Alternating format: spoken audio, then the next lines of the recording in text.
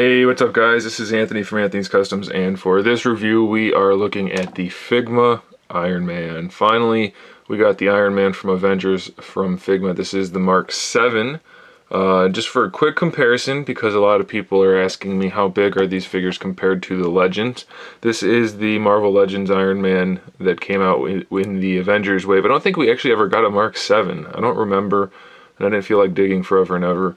I think this is the one that came out in that wave. Anyway, quick height comparison. The Figma one's taller, just by the tiniest little bit, and he's definitely bulkier and bigger. So if you're looking for a Legends scale Iron Man that's really well done, much better looking than the standard Marvel Legends, obviously, I mean, this is like a $20 figure, $15, $20. This one's a whole lot more, but this will easily fit in your Marvel Legends scale collection. So that's what the Figma one is. And then for those of you that like measurements like me, this one stands almost exactly 6.5 inches tall, and he's mostly straight up and down right now. So 6.5 inches tall for this guy, so a pretty good scale, I think, for you 1/12 scale collectors, which is what I am for the most part. He's actually probably a little bit taller since I just straightened out his pelvis. Probably the first time I've ever said that. Okay, so this guy comes with a bunch of stuff, and as a whole, I really like this figure. It looks great. It's gorgeous. Super shiny. Let's zoom in. It's nice and metallic. There's metal flake in there. It looks really, really good. That red is so shiny. It definitely doesn't have that burgundy hue that a lot of the Iron Man figures have. So I do really appreciate that. The golds look good. The silvers look good. Everything looks really nice. I really do like that. So I do like a lot of this figure. There are a few things that drive me absolutely nuts though, and I'll point those out as we go. But quickly, let's just run through what he comes with. Of course, we get our standard Figma display stage, which is basically the same thing as the Stage 4, Stage 5 Bandai ones. So just a 3-part upright piece with the pegs. We get a spare wrist peg. We get a baggie for the spare parts. But of course, I recommend you keep your box and keep them in there. We get a tree with some hands on it. I've already swapped out the one open palm for the fist hand. So we have 2 gripping hands. And then we have the 2 open palm hands. You can see those there.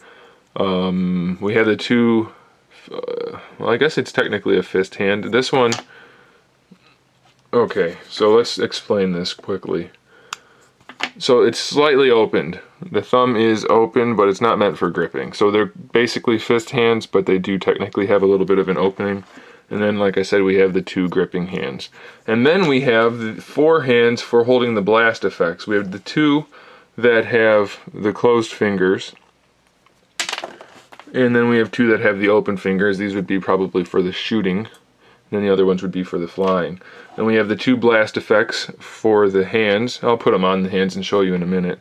Then we have the 2 blast effects for the feet. Not quite as vibrant and colorful as the SH Figuarts ones. I no longer have that Iron Man because I wanted to build my Avengers team, so I sold that one and I got this one. So I can't compare the 2, but these are not quite as colorful. Okay, so let's put on one of the hands, I suppose. And this is going to be a section where we talk about one thing I hate, and that is the wrist guard. It is just a soft piece that's glued on right there.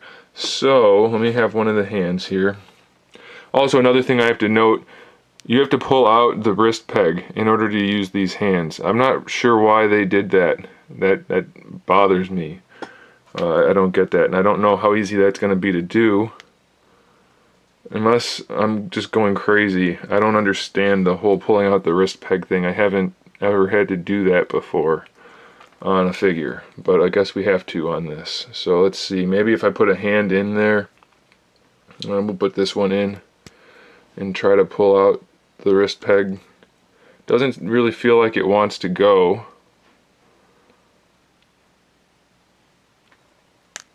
It came out a little bit there. This is not good. I don't understand why we have to do this. If you're going to use a knife, be very, very careful. Don't cut yourself or hurt the figure. That's not going to even work. I'm going to have to go grab some pliers. I don't understand this. So I'm going to cut off the video and I'll make sure I'm doing this right. I'll check the little instruction booklet, but I'll be right back and we'll talk about it. Okay, so I checked the instruction sheet. It doesn't say anything about swapping out the hands or anything, so I did just grab a set of pliers and pulled it out. Very carefully, you don't want to mush this or the hand won't fit right. I just grabbed the little tab and pulled it out very carefully, and also you don't want to break the hinge. So I don't understand why we have to do that, but we do. Anyway, you can peg this hand in, it'll just go right in, and this is going to be a good demonstration of that wrist flap. It doesn't look good in the position that it's in right now, and then once you take this hand out and want it to lay flat, it's not going to lay flat. And then also, if you rotate the wrist, obviously that doesn't go with it, so you can't put his arm out straight like that. What you have to do is leave the hand to the side and then rotate the arm, which doesn't look horrible, but it certainly doesn't look great. So I really don't like what they did with that wrist flap. I think that was just laziness, cheapness. Should have been done the way the SH Figuarts Iron Man was done.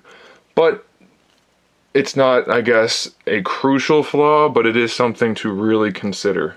So let's go ahead and just peg this in so you can see what it looks like. They are frosted on one end and then clear on the other, but definitely not as vibrant looking. Wow, that doesn't want to go on there at all. Alright, so that's on there. So we do have the blast effect. You have to kind of want to, it seems like it wants to point down a little bit, which doesn't look that great. Let's rotate it and maybe that'll, well, I don't know. Blast effect's not great. It's not horrible, but it definitely could be better. Let's see if maybe you can rotate it a little bit. You can play with that and it looks like it's going to point slightly different directions, but overall I've seen better blast effects. So that's going to be a little bit disappointing, I think, in terms of posing him. You're going to have the arm up. And I guess it's not too bad. It'll do. Not as good as the SH Figuarts in terms of the blast effects or the wrist armor or upper palm, whatever you want to call that. That design, definitely not as good. But this figure does do a lot of things that I think are much better than the SH Figuarts. One of which is being the size, because I like the figures to be bigger, of course, and it is, so that's okay. And I think it just has a much better look to it. The proportions are much better. Okay, so we covered the blast effects. The feet blast effects, not really an issue. They just peg into there. These are offset pegs, so you want to put them in the back part like that, so the peg's on this side, and then it puts the blast effect right underneath the foot. It will swing around if you're not careful, but you can do that just fine. I'll put them both on to show you. And the feet do have ankle rockers, or the ankles have rockers, so I can show you those later. But the blast effects work for the feet just fine. You know, they're not super great, but they're definitely good enough. So that's alright by me. Okay, so we've covered all the accessories. Now let's look at the actual figure. Like I said, paints are good, sculpts are good. I love the way they've done what they can to hide the articulation other than the elbows. The elbow articulation is not hidden from the front at all. From the side and back, it's not bad at all, but from the front, you can definitely see it. That's normal for Figma. I expected that. Looks okay though. I mean, it doesn't stand out too bad. I think it looks okay. For the shoulder pads, oh, I should also mention, this is the standard release. This is not that one with the extra stuff, because that one was going to cost me over $100 to get, and I just wasn't willing to pay it. So sorry guys, I can't show that to you. But I'm more than happy with just having the standard version, because I would probably never display it using those option parts anyway. Okay, so the shoulder pads are actually connected to a little disc underneath the arm joint. You can kind of see that there. So this can just spin around, and it's connected with a soft piece, so it can move around like that. See that in there? So that's not going to really get in the way of the shoulder other than bringing the arm all the way up. You can't do it just because there's something there. So that's going to be, you know, it's not really an issue, it's just something to be aware of. Then of course it'll just move around with the arm completely. So that's pretty good, I think. You still have the, technically it's a ball peg for the shoulder, and then a bicep swivel that's actually a ball peg also. So you get a pretty good range of motion out of the arm, and then the shoulder pad can just move around to however you want it to be. So I do like that.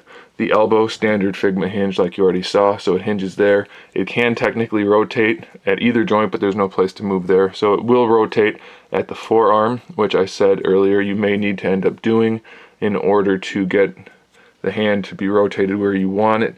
Like for example, if you want his arm to be down with his fist kind of like palm up like that, that's not going to look good obviously, so you have to rotate the whole forearm, which I really don't care for. I don't like that you have to rotate the whole forearm to get the palm to face up. That just doesn't look good. I don't care for that. Obviously it's doable, but it's still not great. So I don't like the way they connected these at all. That is 100% not okay. I don't like that. But let's talk about the torso. And I'm going to do this the old-fashioned way by taking it apart. So it has a standard Figma hinge in the upper torso. Let's see, can I get this off? Yes, I can. So we have a ball peg that goes into the torso. That's what connects it up top. And then this is just a hinge, obviously, and a peg that goes down. And that pegs into this piece. So this pegs into this piece. I'll show you that middle piece in a second. And this has an ab crunch down here. They did a really good job with that, I think. It doesn't give you a huge range of motion, but it does give you some. And combined with this piece of articulation, we get pretty good range of motion in the torso. So there's a ab crunch hinge there. And then, of course, the whole lower torso is on a ball peg. So you can rock from side to side, front and back, and swivel. And, of course, we do have the swivel up here at that ball peg and at that peg there. And this piece is a filler piece that adds another bit of nice engineering that helps us to hide the articulation while still having the articulation function. So that's just going to slide, as you can see. It can move forward and backward on that piece. Get on there. So we can use our ab crunch from that hinge up top. It'll move forward and back. I don't think I have it lined up quite right, that hinge up there. But we can do our waist twist, our ab crunch works, and that piece just kind of can follow this piece around. It's a little finicky. You're going to have to spin it sometimes to get it in the right location. But it does help the overall look of the figure, and we still do get all of the articulation we want. You can even get him down farther than that, and he's bent almost completely in half right there.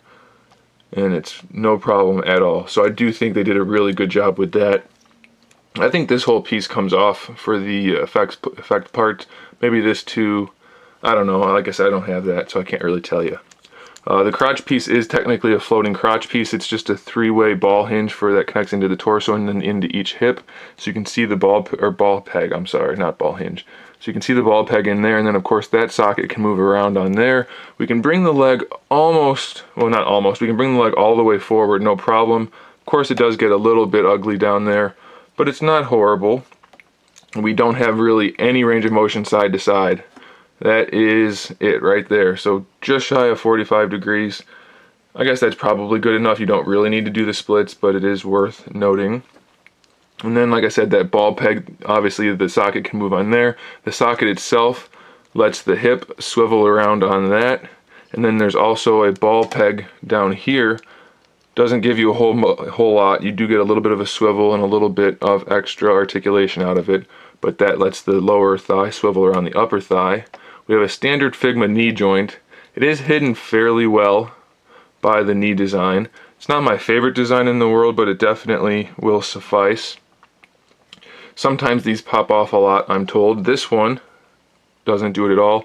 This one likes to pop off every time I try to fold it back. You have to be really careful with those or they will pop off. That silver in there is really shiny, by the way. It looks cool. So they do cover the knee completely when you bring the leg all the way down. When they're like this though, which is where I would put the leg, they just kind of stick out awkwardly. So it's not great. It's not horrible, but it's not great. And then for the ankles, we have a standard Figma hinge. So that just pegs into there. These are soft pieces up front and on the back. So the ankle articulation is pretty good. We have a hinge here, and then the way it pegs into the foot horizontally, it gives us our ankle rocker. So we can bring the foot all the way over like that, and I'll put it back on to show you in just a second. Then we have a toe hinge here, which is not my favorite design. It's kind of floppy. It's not really loose, but it is fairly loose. And it's fairly hollow, so you can see inside. I don't care for that. And they did that so you can bring the toe up, but you can't really put the foot flat without seeing that hollow gap. So definitely could have been better designed, I think. But we do get a pretty good range of motion out of it. You can bring the foot pretty far forward. Of course, you can bring the toe up first. and do that. Can bring it pretty far backward, so that's good. And then, like I said, we do have a pretty decent ankle rocker. So I mean, the joint works, but that toe joint is pretty ugly. I don't care for that. The hips don't go so far side to side, but they go pretty far forward and they look pretty good, so I'm okay with that. Really, in terms of articulation, everything works fairly well. I'll get to the head in a second. The only thing I don't care for is that wrist plate. In terms of, I guess that should be articulated, but it's not, so that really bothers me, that forearm plate. And then the having to pop out the wrist peg, I don't care for that either. Otherwise, I think this guy is pretty darn good.